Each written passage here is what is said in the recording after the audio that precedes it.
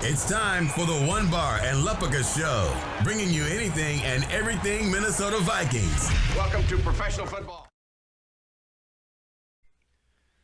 All right, hello and welcome back to the One Bar and Lupagus Show. I am Lupagus with the really horrible-looking visuals. Maybe just better off to listen to this one. Anyway, we are talking practice notes from the Vikings practice 8:20 today. Before we jump into what happened at today's practice, be sure to subscribe to our channel, like our vids. We are slowly but surely making our way to 1K subscribers, and it is going to be a glorious and eventful day when that does happen. All right, so not a ton of really great nuggets coming out of today's practice.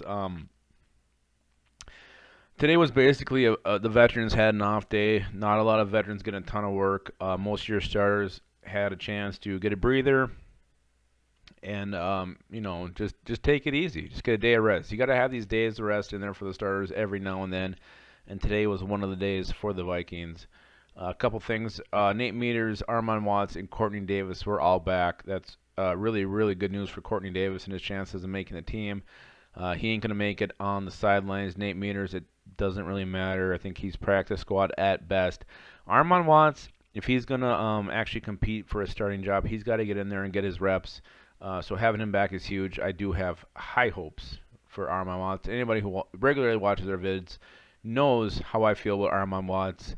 I want him to embrace me and hold me tight as I sob gently into his chest. But I do think he's going to have a huge year too. All right, so on offense, Jefferson and Tajay Sharp were pretty much your first-team wide receivers. Justin Jefferson had a touchdown pass from Kirk Cousins in the red zone drill, so that's always sweet to see. You want to see these guys working on that rapport, working on that connection. I think one of the main goals of the preseason has to be Kirk Cousins to get familiar with Justin Jefferson, and Justin Jefferson familiar with Kirk Cousins. Justin Jefferson needs to know where Cousins is going to place the ball. Does he throw it high? Does he throw it outside? Does he throw it inside? And also, Cousins on the same thing. What's Jefferson's speed? How fast can he get to a deep ball? How soon is he can come in and out of his breaks? These are the kind of things that are huge, especially if Jefferson's going to have the impact this season that the Vikings need him to have. So working on this and just seeing that these guys are connecting already is nothing but a good sign. Still a lot of work to be done, but it is very, very promising. Another thing, guys, I don't know. I think we got to start maybe really, really, really seriously just coming to terms that Dakota Dozier could be the starting left guard for the Vikings. Gary Kubiak went out of his way, praised him today, said he's battled and he knows he can do it, and he's doing a hell of a job. He seems to be ahead of Aviante Collins. Drew Samia is not even anywhere near in the mix again.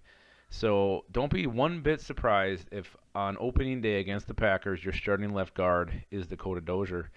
I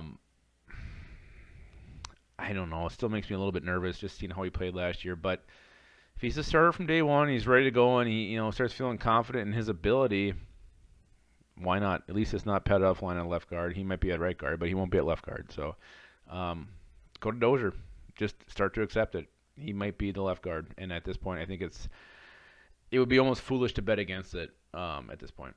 Alexander Hollings continues to make noise in camp. He had a great catch on the sidelines today. Again, with all this Chad Beebe talk, Alexander Hollings might be one of the guys who gets bumped down to the practice squad because of that. The worry with Alexander Hollins, can you sneak this guy through waivers? I mean, he did have a little bit of action last year. He's looked impressive so far. Supposedly, he looks like he's made huge progress in the offseason. Would another team be aware of this? Would another team want to snipe him?